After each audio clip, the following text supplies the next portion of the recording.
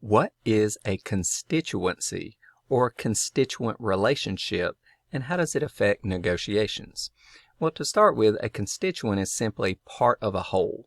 And in this scenario, it would be a member, say, of a group or team or party that's represented.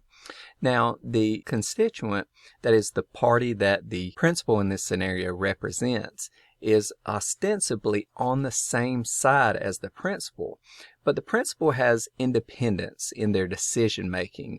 They're influenced but not controlled by the constituency. So the principal has this level of autonomy in this scenario, which is different than an agent-principal relationship. So in this scenario where the principal is representing the broader interest or collective interest of the constituency group, there are numerous challenges that arise. First, identification. How do you identify the people that form the constituency of the principal? Now, ostensibly, they are on the same side, but oftentimes they have varying types of interests that are ultimately served by the position being sought by the principal. So actually identifying these individuals as wanting the same thing or being behind the same principal's view is very difficult. Also, accountability. When you have these divergent interests that make up the constituency, and the principal technically is autonomous, simply they are influenced but not controlled by the constituency, it's difficult to maintain accountability. That is, checking the decisions and actions of the principal to make certain they maintain or continue in line with your interest as a member of the constituency. Not that you'd be able to control the principal's actions, but you may decide to leave the constituency or support a different principal in that scenario.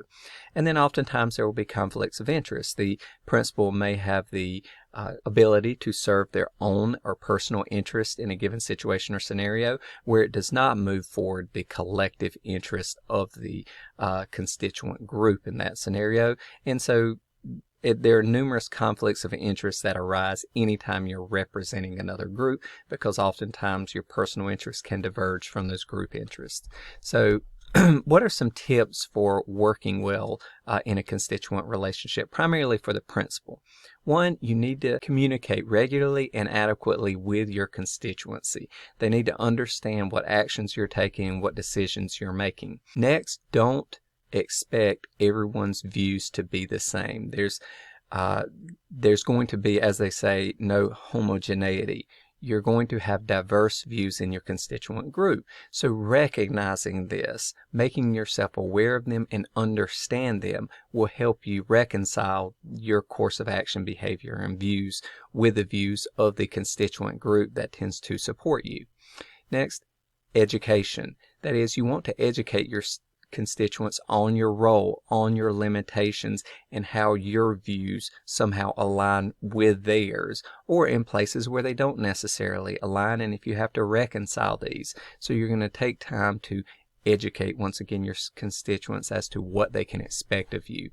And then lastly, set expectations with your constituency. This is often a form of forward thinking. Help them understand what are the possible outcomes of your point of view and your goals and your objectives, your behavior, what you're looking for. Set realistic expectations in their minds such that they're not disappointed when they see the ultimate outcome of whatever effort you're putting forward towards something. So these are tips that help you manage the constituency or the constituent relationship in a negotiation and how that relationship plays out.